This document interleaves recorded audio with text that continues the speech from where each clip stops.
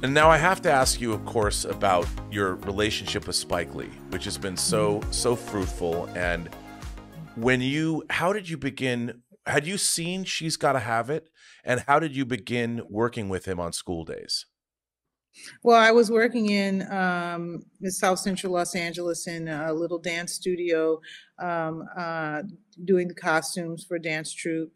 And he came to see the show. A friend of mine from college, Robbie Reed, brought him to see A Night for Dancing. And we all were about the same age. We all hung out afterwards, going to a local dance club. And Spike was very insistent on talking with me about how to get film experience, but I really loved the theater. So I was not really connecting to, this guy who was a filmmaker who hadn't really shown She's Gotta Have It out, in the theaters yet. Sure. Telling me to go to USC or UCLA to the films department and sign up to work on a student thesis project, and how I'd be on a set, I'd see all the equipment. It would just be like, a real film. It is a real film. And he kept in touch with me. He'd send me a series of postcards that would have still images of She's Gotta Have It. And, inviting me to see a screening, letting me know when he was in town. And I was working in the theater, long hours. I was down at Los Angeles Theater Center.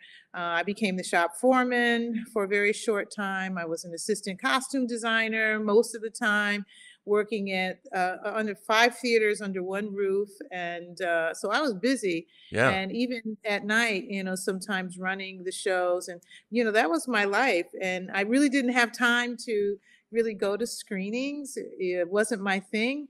But I finally did. And once I saw She's Gotta Have It, and it was a girl walking through Brooklyn and, having 3 boyfriends. And I was like, I've just done the English Cat at Santa Fe Opera. I have, just did Vanya's 3 Sisters at Los Angeles Theater Center. I mean, I think I can do that. And so I went over to USC and I signed up to do a student thesis project. And before I knew it, I was on a set out in a remote location where there were a lot of orange trees. And I was hearing, quiet on the set for the first time. But there were 2 people sitting on a porch swing having a conversation. And I couldn't even hear them. I couldn't hear them. And so I was talking when they said, rolling. I didn't know that you weren't supposed to talk. So I was learning. And shortly after that, one morning, Spike called me and said, this is the man of your dreams. And I thought, Denzel? And he was like, no, this is Spike.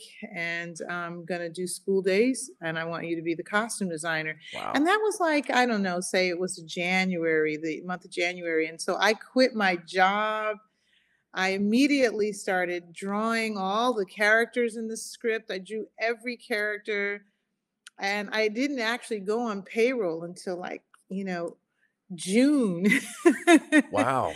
I don't know how I survived. I know I went to my brother's studio in New Hampshire.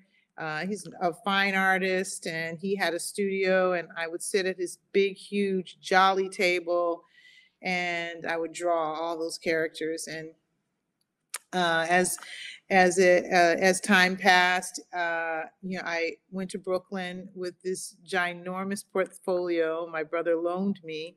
I flew in from Boston to LaGuardia, and Spike gave me instructions on how to take the train. I didn't know you could take the train to LaGuardia, and he gave me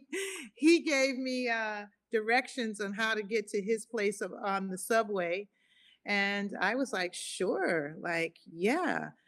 And I remember just trying to navigate that big portfolio through those turnstiles. And I finally got to his little basement apartment in Brooklyn, New York. And I laid out all these sketches.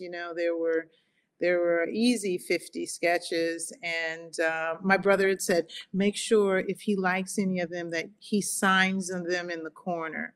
and there you'll have a record. So I asked him to sign them in the corner. Your And brother was so smart. he did. Yeah, he did.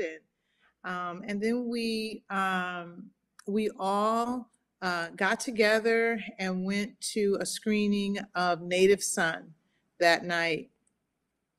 And I remember feeling like I was beginning my journey in the film, into the film business, into the filmmaker's world.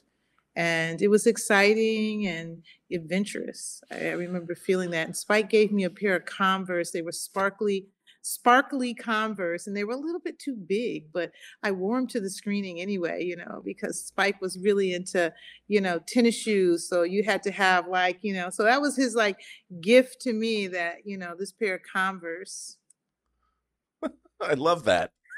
I mean, you know, what were some of the, just to ask you, the differences between theater and film? What were some of the differences that became readily apparent to you as you started this journey into the world of cinema?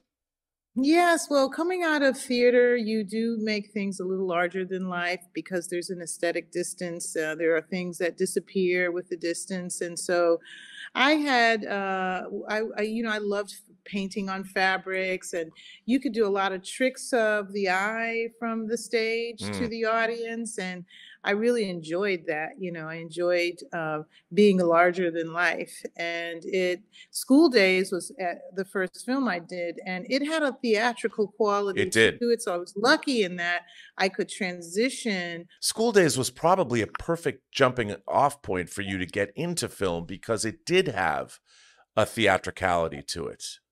It did, and but also I was learning about filmmaking and how we, as part of, you know, 40 Acres and a Mule, Spike's company, we would review dailies all together. We would go into a theater to review the film, and I could see how something that might have worked in theater was not working in film. I could actually, you know, see and learn.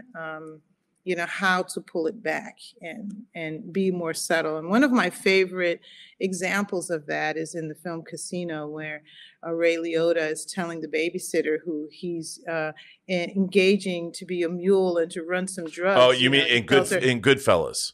Goodfellas, yes, in Goodfellas. Thank you. And the girl is on the phone talking to her mother after Ray Liotta tells her, don't use the phone.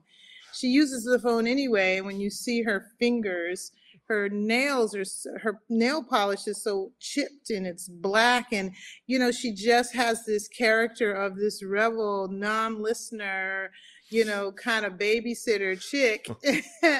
And the subtlety of that chipped nail polish just like impacted me, that I could actually create so many more layers than I could in theater with film.